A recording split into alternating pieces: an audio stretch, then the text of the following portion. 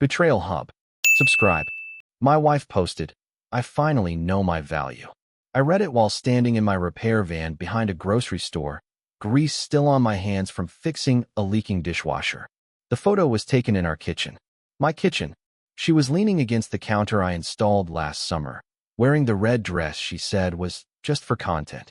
Her caption sat under a flood of fire emojis and clapping hands. I didn't react at first. I zoomed in. In the comments, right on cue, was Ryan Keller, owner of Keller Auto Detail. Local guy? Loud Mustang. Louder online presence. He had been living in her comment section for months. Always first. Always bold. This time he wrote that a queen should never settle for less than luxury. My wife, Emily, liked his comment within seconds. Then she replied that she had wasted years underpricing herself. Friends cheered. One of her influencer friends wrote that growth looks good on her. Another said some men are stepping stones. I kept scrolling. Ryan posted a photo in his stories 15 minutes later. Same red dress. Different angle. He tagged her with a crown emoji and wrote that some women finally wake up. Emily reshared it. My phone buzzed with a text from my sister, Megan. She did not ask questions. She just sent a screenshot and wrote that she was sorry. That was the first time my jaw tightened. Emily and I had built everything quietly. I ran a small appliance repair service. Nothing glamorous. Fridges, ovens, washing machines. I fixed what people relied on. I paid the mortgage. I stayed off camera. When her lifestyle page started growing, I helped her set up lights in the living room and drove her to pop-up events when her car was in the shop. Now she was posting about value. Under her photo, someone commented that she deserved a man who could match her energy and lifestyle. Ryan liked that too. I typed one sentence, deleted it, typed it again. Then I hit post. Then find someone who can afford it. I didn't add emojis. I didn't argue. I didn't explain. Within minutes, the comment section shifted. Some people laughed. Some went silent. Ryan stopped replying. Emily did not text me. She went live instead. I watched from the driver's seat of my van. Engine off, screen glowing in the dark. Emily's face filled the frame, soft lighting. That same red dress catching the kitchen light. She tilted her head the way she always did when she wanted sympathy. She told her followers that growth makes people uncomfortable. She said that sometimes when a woman levels up, the people around her show their true colors. She did not say my name, but she did not have to. The comments filled in the blanks for her. Ryan joined the live within seconds. His name popped up at the top of the screen. He sent a badge. Then another. He wrote that real men celebrate strong women. He added that some guys are intimidated when they realize they are replaceable. Emily smiled at that. Not wide. Just enough. I did not comment again. My phone buzzed with another message. This time it was from Caleb, a contractor I have worked with for years. He asked if everything was good at home. He said he had seen the post and the comment. He added that he had noticed Emily and Ryan grabbing coffee last week near his shop. He said he assumed I knew. I stared at that message longer than I stared at the live video. Coffee. Near his shop. Last week, I had been under a sink in a rental property fixing a cracked pipe while she said she had a brand meeting downtown. On the live, someone asked Emily if she was single. She laughed and said that sometimes you have to emotionally detach before you physically move on. The comments exploded. Ryan wrote that some men never appreciate what they have until it is too late. I turned the volume off. Instead of driving home, I opened our joint banking app. There were charges I did not recognize. A car wash package at Keller Auto Detail. 2 of them. Same day. A dinner at a steakhouse across town on a night she told me she was editing content at home. I did not call her. I did not text. I finished my coffee, wiped my hands clean, and started making a different kind of list in my head. When the live ended, her post was still up, but the tone in the comments had changed. And for the first time, she stopped smiling. By the time I pulled into our driveway, her post was still trending locally. Notifications kept stacking up on my phone, not from her, but from people who suddenly remembered I existed. The house was quiet when I walked in. The ring light was still set up in the kitchen. Her tripod stood exactly where I had placed it months ago, angled toward the marble backsplash I installed myself. The red dress was gone. I did not call her name. Instead, I opened my laptop at the dining table and logged into the shared cloud account we used for brand invoices and tax documents. Emily never bothered separating personal from business. She said transparency built trust with her audience. It also built a trail. There were folders labeled collabs, partnerships, and one new folder simply titled K. Inside were screenshots, not accidental saves, organized ones.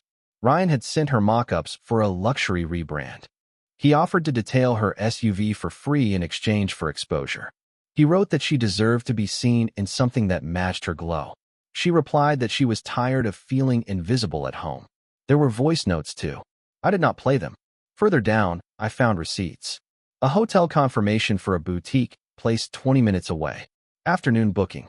Same day as the second car wash charge. My hand stayed steady. I forwarded the receipts to a new email account under my name only. Then I logged out of the joint banking app and changed the password. I did not cancel her cards. Not yet. I just separated my business account and rerouted my service payments to a new one. My phone buzzed again. This time it was my mother. She did not ask what happened. She said she had seen the comment. She told me she was proud of how I handled it. While she was talking, Emily's location updated on our shared app. She was not at a brand event. She was parked behind Keller Auto Detail. I did not drive there. Instead, I opened our photo archive. Wedding pictures, beach trips, holidays. I selected every image with both of us in it and moved them to a private folder. Then I changed my relationship status to private. I did not block her. I just stopped being visible.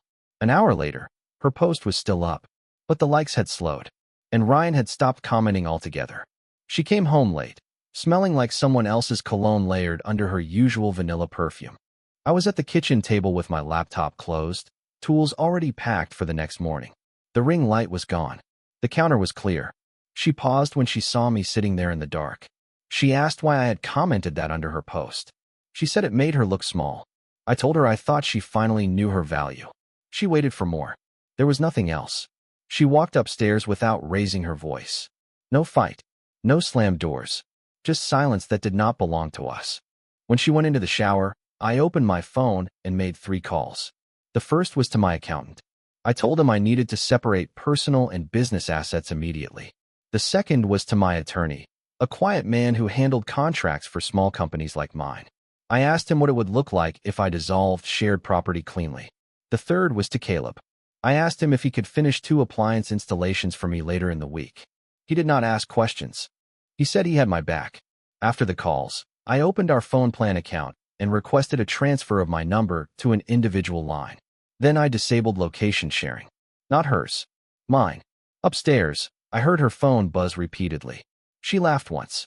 Then the sound stopped. I packed a small duffel bag. Not dramatic. Just enough clothes for a few days. I left my wedding ring on the nightstand, exactly where she would see it when she reached for her phone in the morning. Before I walked out, I opened her post one last time. My comment was still there. Below it, someone had written that value without loyalty is just a price tag. Ryan had not replied. I stepped outside, locked the door behind me, and drove to a small rental property I had purchased years ago as an investment.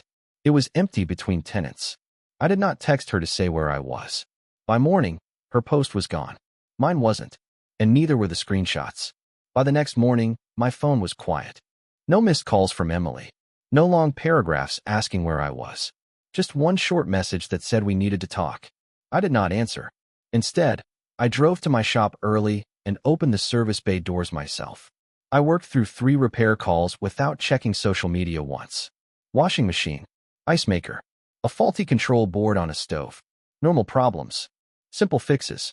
Things that responded when you handled them correctly. Around noon, Caleb walked in holding his phone. He did not sit down. He just turned the screen toward me.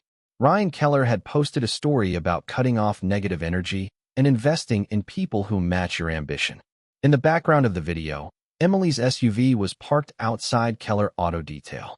Clean, polished, visible. But the comments were different now. Someone had asked if he was interfering in a marriage. Another person mentioned my comment under Emily's deleted post. A third wrote that real businessmen do not chase married women for engagement. Ryan replied once, saying that grown adults make their own choices.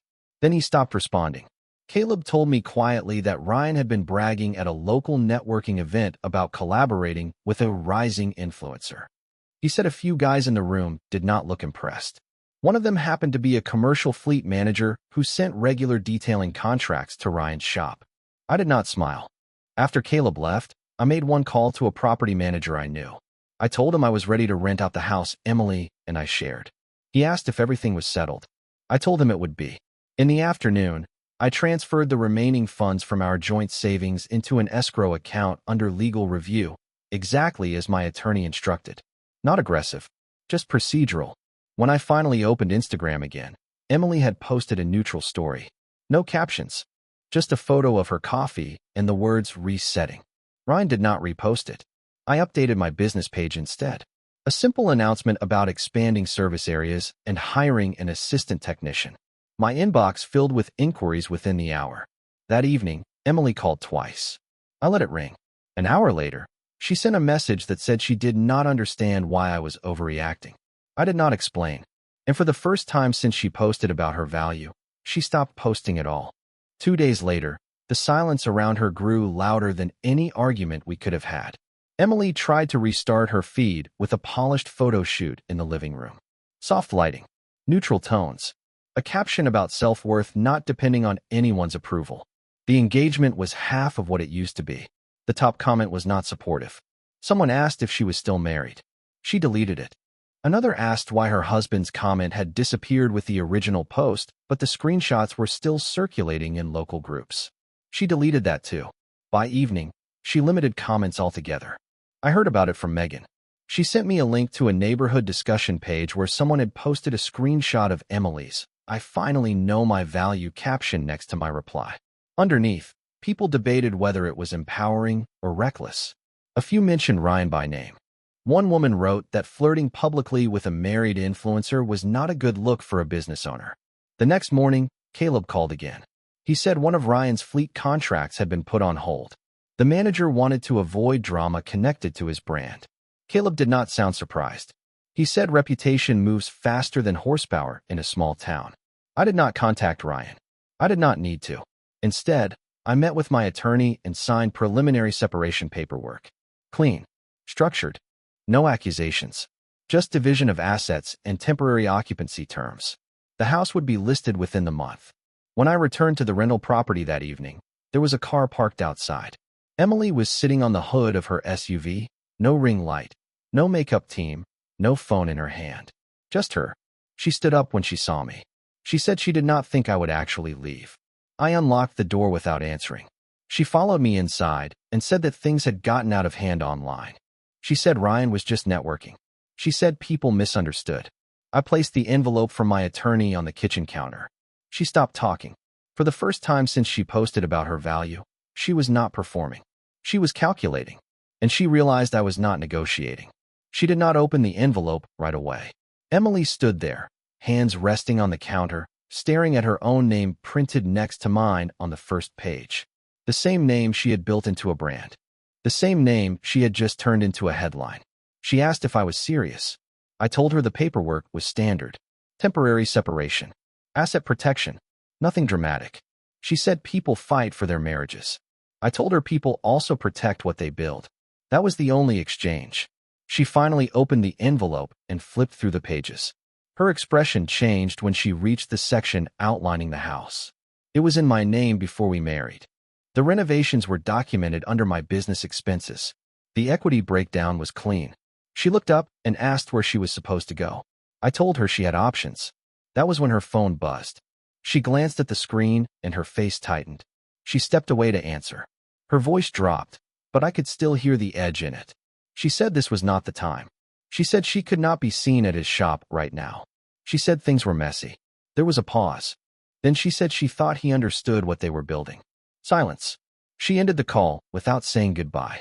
When she turned back to me, there was no performance left. She said Ryan was dealing with his own problems. A contract issue. A rumor spreading about him chasing married clients for exposure. She said people were overreacting. I did not respond. I walked past her and began setting up a folding table in the empty living room. I placed my laptop on it and opened my scheduling software.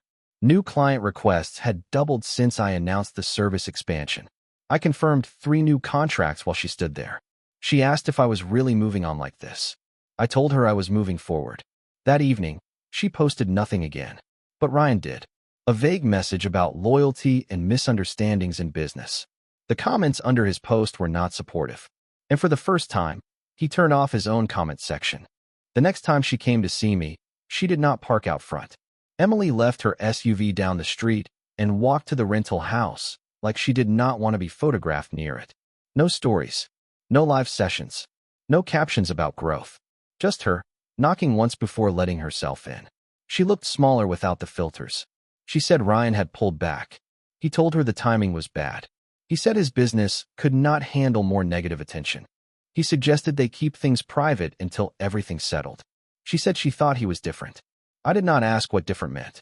She walked through the empty living room and stopped near the folding table where I had been working. My laptop was open to a calendar filled with confirmed jobs. New neighborhoods. New clients. She glanced at the screen and then at me. She said she did not expect me to build momentum so quickly. I told her work does not wait for drama. She sat down across from me. No camera. No makeup. Just quiet. She said the internet can turn fast. She said one post can change how people see you. She admitted that the screenshots were still circulating, even though she had deleted everything. She said brands had paused 2 upcoming collaborations. They wanted clarity. She asked if I had been the one spreading anything. I told her I had not reposted a single thing. That was true. She nodded slowly, like she believed me. Then she said she missed the version of us that did not need an audience. She said she felt like she got caught up chasing attention and forgot who was standing next to her. I did not reach for her. I did not raise my voice. I told her the paperwork was still valid. The house would still be listed. My accounts would remain separate. She asked if there was any path back. I closed my laptop before answering. I told her that value is not something you announce. It is something you protect. She lowered her eyes. For the first time, she did not argue. Outside, a car drove past slowly, then kept going. She did not check to see who it was. The crash did not happen online. It happened quietly, in the spaces where attention used to be. Emily tried to post again a few days later. A simple photo at a local cafe. No captions about value this time. Just a neutral quote about growth. The likes trickled in slower than before. The comments were cautious. Some supportive. Some distant. Ryan did not engage. That afternoon, she called me from the parking lot of our old house. The realtor's sign was already in the yard. She said she had just met with one of her brand partners. They were restructuring the campaign. They wanted someone with a stable personal image. She said the word stable carefully. I listened without interrupting. She told me Ryan had stopped answering her messages consistently. He said he needed to focus on repairing his business reputation. He mentioned that people were watching him more closely now. He suggested they both take space until things calmed down. She said she felt exposed. I told her exposure comes with platforms. There was a long pause on the line. She asked if I was seeing someone else. I told her I was seeing my schedule fill up. That evening, Megan stopped by the rental house with groceries. She hugged me without asking questions. Before she left, she said she had run into Emily at the store. She said Emily looked tired. Not angry, not defensive, just tired. Later that night, Emily showed up again. No dramatic entrance. No raised voice. She stood in the doorway and said she had driven past Keller Auto Detail earlier. Ryan's Mustang was parked inside, but the lights in the office were off. She said she realized she did not even know where she fit in his life. There were no promises, no plans, just comments and temporary excitement. She stepped further inside and looked around the empty room. She said she remembered when I stayed up all night fixing her website after it crashed during her first brand launch. She said she remembered how I drove her to every early collaboration before she could afford to fly. Her voice cracked once, then steadied. She said she had traded stability for applause. I did not move toward her. I did not move away. I just waited. She stood there longer than I expected. No phone in her hand. No audience waiting. Just silence stretching between us like a final test neither of us could skip. Emily said she had deleted Ryan's number. She said he had sent one last message about timing and optics, about how things had escalated too fast. She told me he framed it like a business decision. She said she finally understood what that meant. I did not ask to see her phone. She stepped closer and placed her wedding ring on the folding table next to my laptop. Not as a threat, not as a performance, just there between us. She said she had confused attention with worth. She said when people cheered her online, it felt like momentum. She did not notice what it cost until the noise stopped. Outside, a truck drove past slowly, probably checking the rental sign down the street. Life moving. No soundtrack. No spotlight. She asked if the house sale could be paused. I told her the listing could be withdrawn, but the paperwork would stay. She nodded like she expected that. She said she was willing to shut down her account for a while.